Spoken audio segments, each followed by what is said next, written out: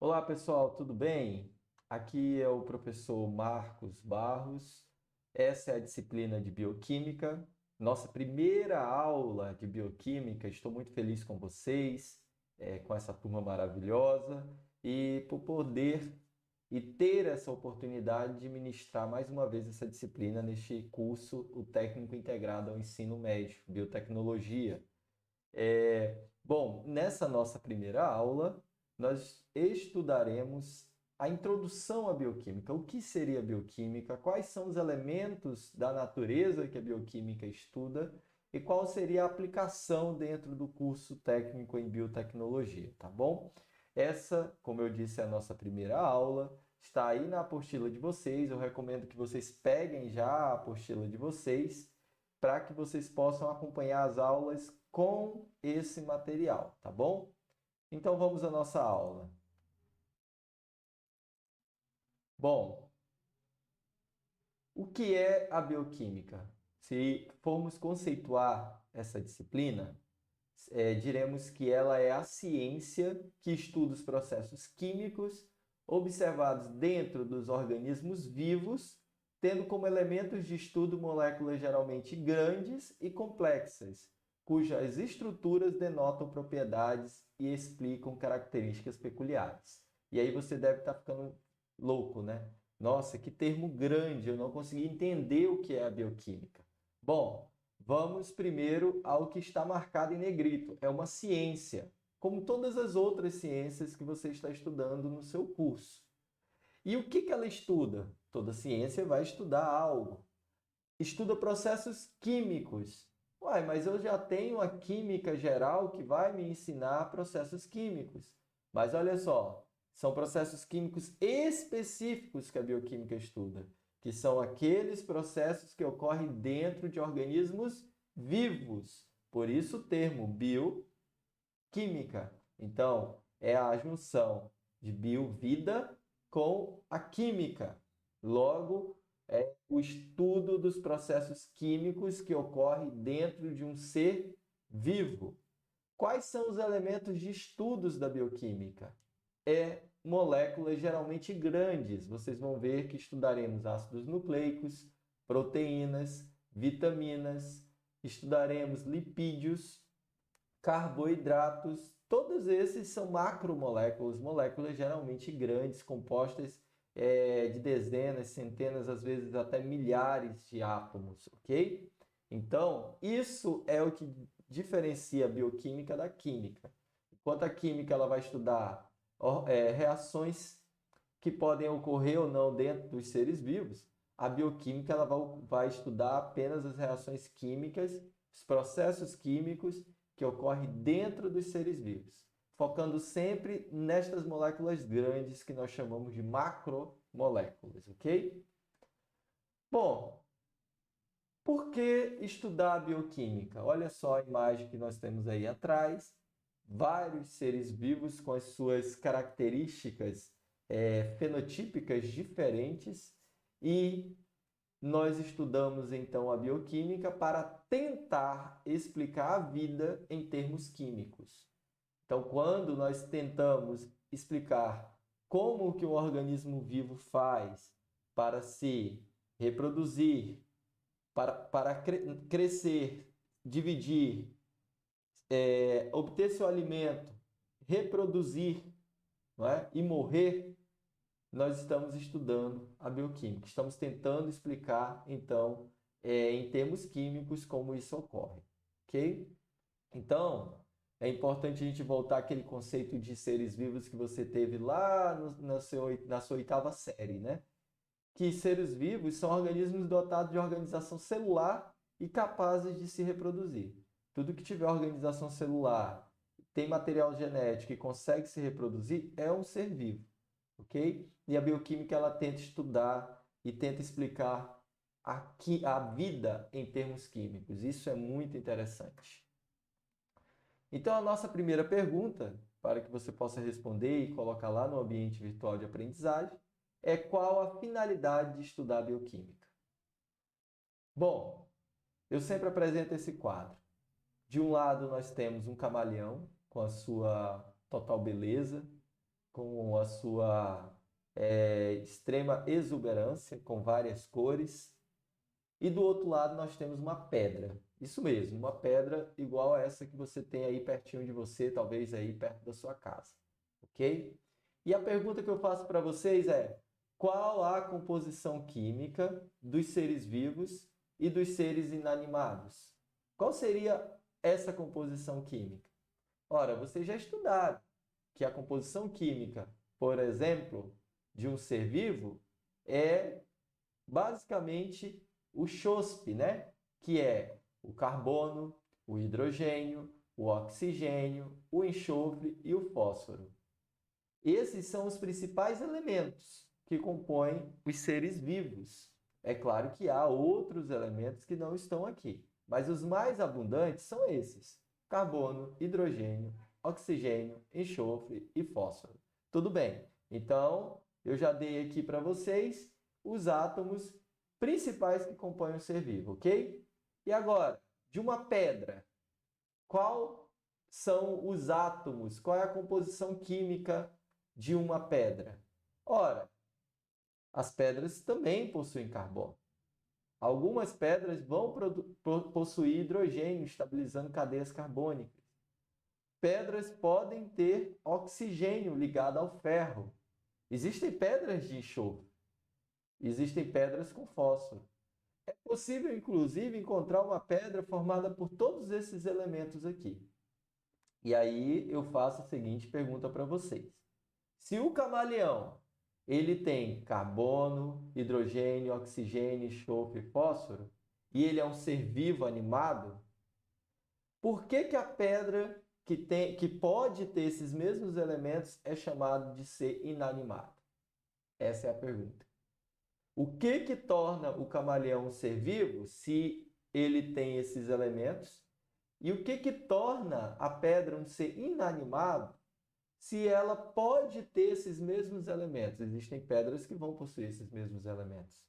Por que nós chamamos o camaleão de ser vivo? Não há dúvida que ele é um ser vivo. Bom, você pode estar falando, mas é a definição que o senhor deu agora há pouco. Seres vivos, eles são organismos dotados de células, de organização celular, no caso, capazes de se reproduzir. Mas eu estou falando agora no termo químico. Lembra? A bioquímica tenta explicar a vida em termos químicos. Então, já que a composição química pode ser semelhante, por que o camaleão está vivo e a pedra não está viva? Então, a resposta está na complexidade química e de organização. Então, quando você estuda lá na química as ligações metálicas, por exemplo, para estudo de pedras com materiais metálicos, vocês vão ver que as ligações metálicas elas não possuem uma molécula, uma organização molecular, não é? Já todos os seres vivos, eles vão dotar de ligações com organização molecular. Então, essa complexidade química, a organização, como nós veremos, quando nós estivermos estudando, por exemplo, carboidratos, nós vamos ver que existem trioses, pentoses, hexoses, organizações de carbonos que formam o carboidrato. Vocês vão ver que é muito, muito complexo, diferente da organização química de uma pedra. Isso é muito interessante. Então, no ponto de vista químico, a diferença entre uma pedra e um camaleão é simples, é a organização química. Somente isso. É claro que pode ser que existam alguns átomos que só vão ter lá no camaleão, como pode ser que existem átomos que só tem na pedra. Mas no contexto geral, a única diferença química entre os dois é a sua complexidade de organização. É claro, no ponto de vista biológico, os camaleões eles extraem, transformam e usam a energia do meio, enquanto uma pedra não faz isso. O camaleão também tem uma capacidade de autorreprodução e automontagem. Você não vai ver uma pedra fazendo isso. Então, no ponto de vista biológico, é aquilo que nós já estudamos. Se organiza a nível celular e se multiplica, seres vivos. Já no ponto de vista químico, a diferença é a organização molecular e não a composição dos átomos, certo? Isso é muito interessante, porque esse é o objetivo da bioquímica. Tentar explicar por que o camaleão está vivo e essa pedra não está viva, certo? Poderia colocar qualquer exemplo aqui do lado. Poderia colocar um ser humano, um cavalo, um cachorro, um papagaio, qualquer coisa que você quiser colocar aí e vai dar a mesma proposição. Bom, a célula ela é a menor unidade funcional dos seres vivos. É nela que está toda a maquinaria de existência dos seres vivos e ela é composta por organelas. Não voltaremos nessa aula, você já teve essa aula lá, com certeza no seu 9º ano. Mas, obviamente, que no decorrer da disciplina nós aprenderemos ainda mais. Bom, o que seriam essas macromoléculas? As macromoléculas elas são blocos de construção celular dos seres vivos. Ora, eu gosto de fazer sempre uma analogia que você tem aí pertinho de você. Quando você estiver assistindo esse vídeo, você vai poder observar. Aí perto de você existe uma parede. Seja ela de tijolo, seja ela de madeira. Vamos pensar na parede de tijolos. Ora, a parede ela só está de pé porque se você tirar aí o reboco, você vai ver blocos chamados tijolos, ok? E aí esses tijolos eles se organizam, né? Na verdade quem organiza é o pedreiro e forma a parede, tendo, é claro, cimento como a liga para poder formar essa parede, certo? Então as macromoléculas, elas são essas grandes paredes, esses grandes blocos que compõem as células. Então, por exemplo, o núcleo, lá nós temos uma macromolécula chamada DNA. Então, é uma grande molécula, certo? Formada de nucleotídeos. Então, ela vai compor as células. Então, imagina que seria uma parede. E cada nucleotídeo seria um tijolinho que vai se juntando para formar essa grande molécula chamada DNA, certo? Então, as macromoléculas são isso. Nós estudaremos cada uma delas. Proteínas, DNA, proteínas, perdão, ácidos nucleicos, que aí entra DNA e RNA. Estudaremos lipídios, estudaremos vitaminas e estudaremos carboidratos, ok? E aí as funções estão diretamente relacionadas à estrutura dessas moléculas. Nós vamos estudar daqui a pouco, quando nós estivermos estudando proteína, vocês vão ver que se houver mudança na estrutura tridimensional dessa proteína, consequentemente haverá perda de função dessa proteína, ela desnatura e perde a função. Ok? Então, a sequência desses tijolinhos, que são os blocos de construção das macromoléculas, vai definir a estrutura que define a função. Se perder a estrutura, perde a função. Ok? Então, estão aqui, olha só, os nossas macromoléculas. Proteínas, um exemplo, insulina. Isso mesmo, insulina, aquele hormônio que é administrado no paciente com diabetes, né? Diabetes insulino dependente. Então, é uma proteína. Aqui é uma imagem meramente didática, mas olha, cada bolinha dessa seria um tijolinho, que nós não vamos chamar de tijolinho. Nós chamaremos de unidade construtiva, certo? Ou monômero. Então, olha, cada tijolinho, ou cada monômero, ou cada unidade construtiva é um aminoácido, ok? Que vai se juntando para formar a proteína. Ácidos nucleicos. A exemplo aqui, o ácido ribonucleico, o RNA. Também, olha, cada pontinho desse daqui é um monômero de nucleotídeo. Os carboidratos, por exemplo, aqui carboidratos polissacarídeos, que tem vários monômeros sacarídeos. Olha só, como a celulose. Cada moléculazinha dessa daqui é um açúcar, certo? Do tipo aqui, olha, glicose. Lipídios. Olha um exemplo, triacilglicerol, que vai dar origem aí ao nosso tecido adiposo, né? Muito rico em triacilglicerol, nossa banha. Olha, cada lipídio desse, ó, cada ponto desse aqui é um ácido graxo que vai se juntar para formar o triacilglicerol. Então, nós temos macromoléculas, né? E os tijolos, os monômeros que dão origem a essas macromoléculas. Pergunta quais são as principais macromoléculas presentes em uma célula e de que elas são compostas. Bom, como surgiu a vida? Essa é uma pergunta que, desde os primórdios, norteia as ações filosóficas, éticas, espirituais, relações de trabalho, relações de poder e todo tipo de relação que nós podemos encontrar na nossa sociedade. Eu tenho certeza que você já fez essa pergunta para você mesmo, e talvez você tenha uma resposta particular para a origem da vida. Existem diferentes teorias para esta origem. E a mais notória dessas teorias é a teoria da evolução química ou molecular. Em contraponto, nós temos a teoria do criacionismo, né?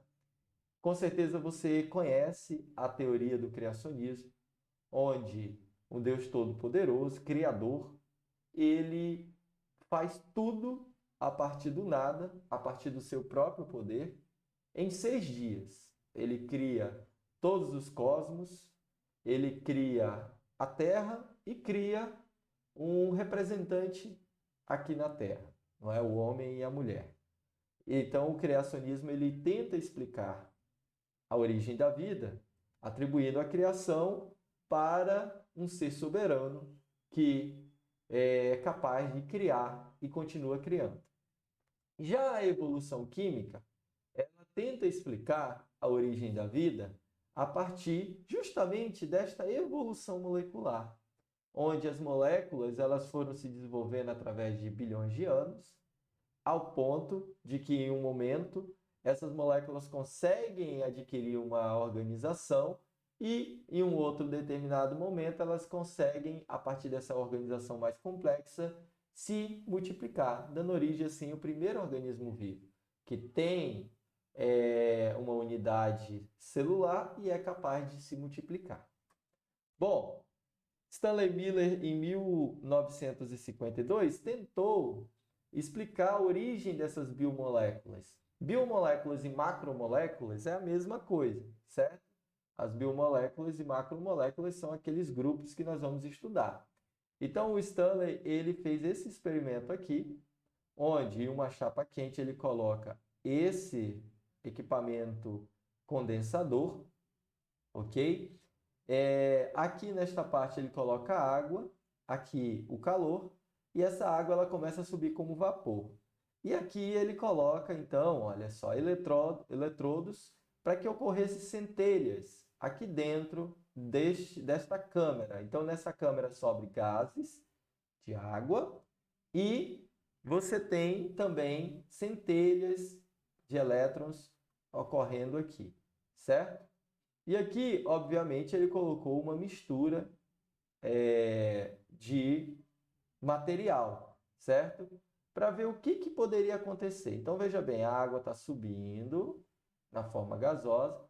Aqui dentro ele botou uma mistura de amônia, hidrogênio e metano, que eram materiais importantes lá na Terra primitiva, lá no desenvolvimento do nosso planeta ele era rico e ainda continua, né, sendo rico nesses compostos.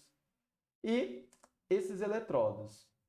No final do experimento, ele coletou tudo que foi condensado e aí ele observou que, a partir desta reação apenas, era possível obter alguns blocos que constituem macromoléculas, por exemplo, glicina, alanina, ácido aminobutírico, metilalanina, ácido aspartico, ácido glutâmico, ácido acético, ácido succínico e ureia. Então veja, os primeiros aqui, olha só, são todos aminoácidos que compõem proteínas.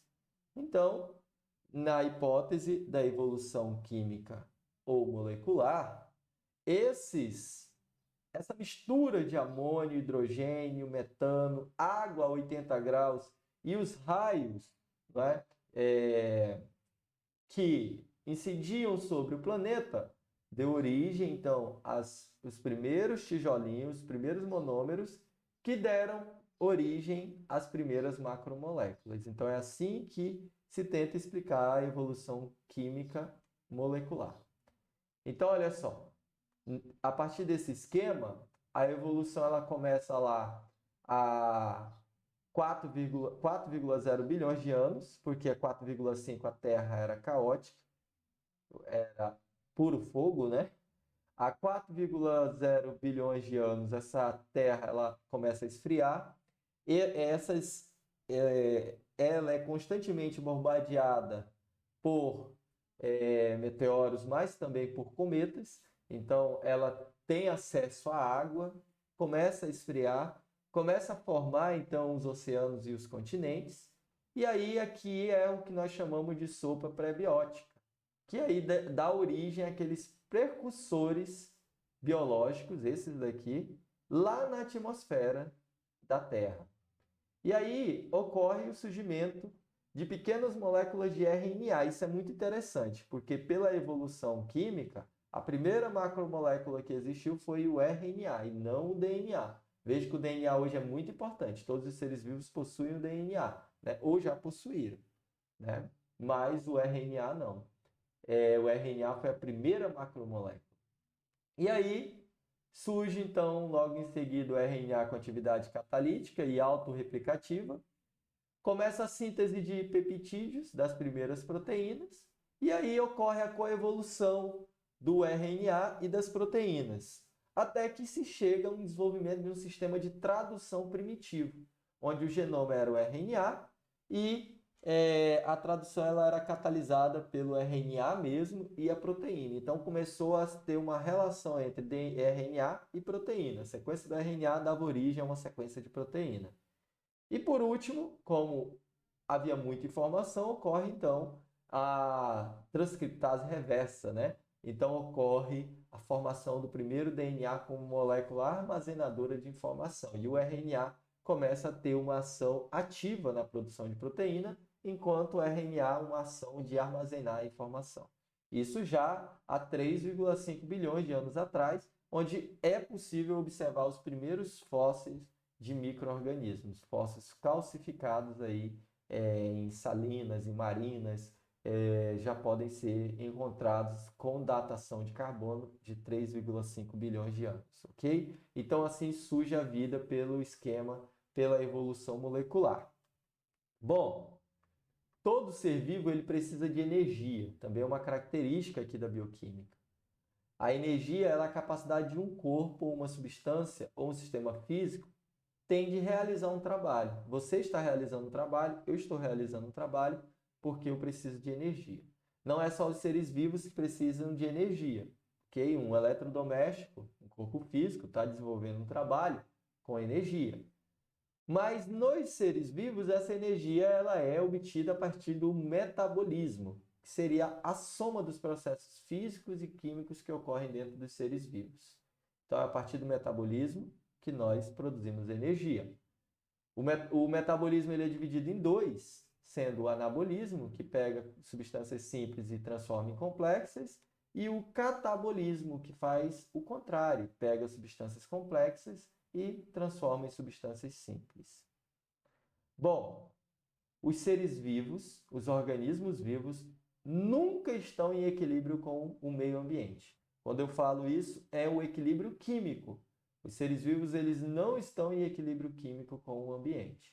Por quê? Porque eles se opõem à lei inexorável da natureza de queda para os menores níveis energéticos. Então, tudo que está na natureza tenta se estabilizar no ponto de vista químico. Caindo para o menor nível energético, é possível encontrar, talvez ali, a estabilidade química que se necessita. Os seres vivos não. Os seres vivos, eles estão constantemente tentando vencer essa barreira de queda para os menores níveis energéticos. Por quê? Quando os seres vivos entram no seu menor nível de energético, é justamente quando eles morrem, ok? Quando eles param, por exemplo, de manter a temperatura corpórea, os seres que fazem isso, né, não são todos, então é o momento que você detecta que o ser está morto, né? Quem já presenciou algum animalzinho morto, você vê que ele está bem frio. Quer dizer que ele já não está produzindo as reações químicas necessárias para manter a temperatura. Então, enquanto ele estava produzindo essas reações, ele estava tendo calor. Então, ele estava em um nível energético diferente do nível de estabilidade. Quando ele morre, ele desce para o nível de estabilidade. Então, a única forma de nós entrarmos em equilíbrio químico com a natureza é morrendo, certo? E nós não queremos morrer. Por isso que nós nos alimentamos. Nós fugimos do equilíbrio químico justamente obtendo energia, extraindo energia, certo? O peixinho maior come. O peixinho. Não, vamos por aqui, né? O peixinho maior morre, aí libera ali, né, em decomposição essas macromoléculas que vão ser absorvidas pelos fitoplânctons e os fitoplânctons, que são seres minúsculos, serão comidos pelos peixinhos menor e os peixes maior comerão esse peixe menor. Depois vai morrer e o ciclo continua.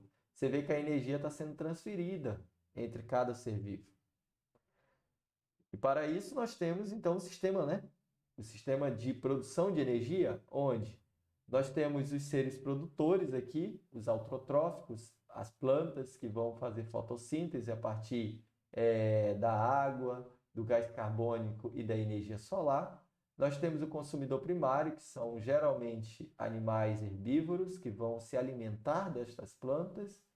E nós temos o consumidor secundário, que geralmente é um animal carnívoro, que vai se alimentar deste herbívoro, certo? E por último, todos morrem e nós temos os decompositores, que vão dar origem aos elementos que essa planta vai utilizar e o ciclo continua. Então, é desta forma que a energia se transmite. Nós somos consumidores secundários, né? De alta patente, né? Porque poucos são os animais que nos predam, né? E conseguimos, obviamente, vencer os predadores.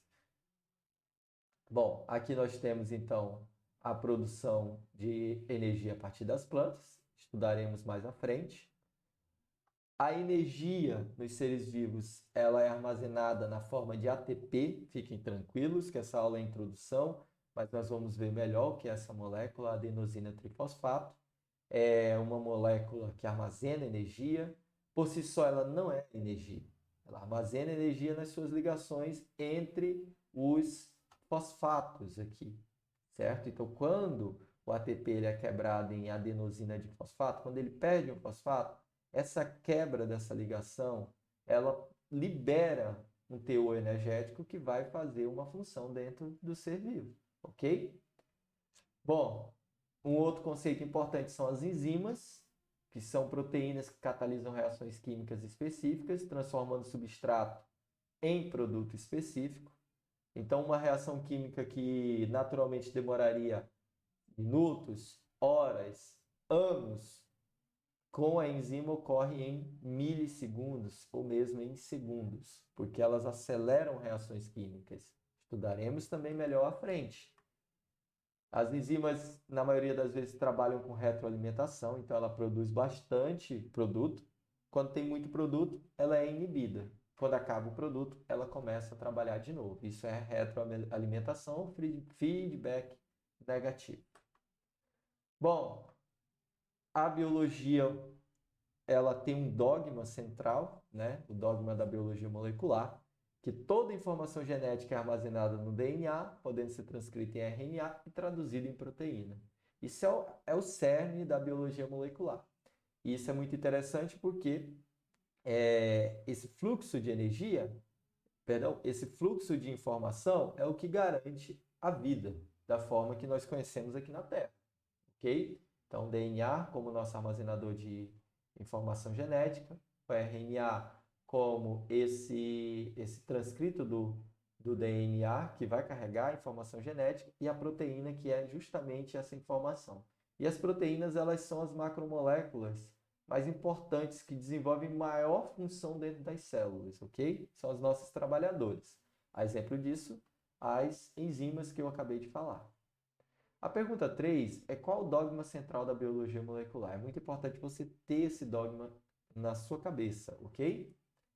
Bom, a transferência da informação biológica é importante também para a biologia. Nós estudaremos o DNA. Estudaremos que alterações no DNA causam mutações. As mutações por várias vezes, na maioria das vezes não são importantes, pelo contrário, são danosas ao organismo vivo. Entretanto, a seleção natural trata de selecionar naturalmente as mutações que são importantes para os seres vivos. Por isso que nós temos uma diversidade de espécies, por exemplo, dentro de um mesmo gênero. Não é? Então, você tem gênero, família e espécie. Às vezes, você tem diferentes espécies dentro da mesma família. E, às vezes, dentro das espécies, você tem subespécies. Por exemplo, os répteis, né? A Crótalus, por exemplo, as cobras, né? Do gênero Crótalus. Você tem famílias, duriços, e você tem espécies e subespécies ainda, ok? Bom, e aqui nós temos as raízes físicas do mundo bioquímico. Para concluir nossa aula, você vai ler na sua apostila. A pergunta 4, conceitos. E, por último, as nossas referências. Eu espero que essa aula tenha sido muito satisfatória para você. Nós estamos fazendo aula menores, no máximo 30 minutos, para que você pegue sua referência e estude também por ela, tá bom? Muito obrigado, meus queridos. Nos vemos, então, na nossa próxima aula. Valeu!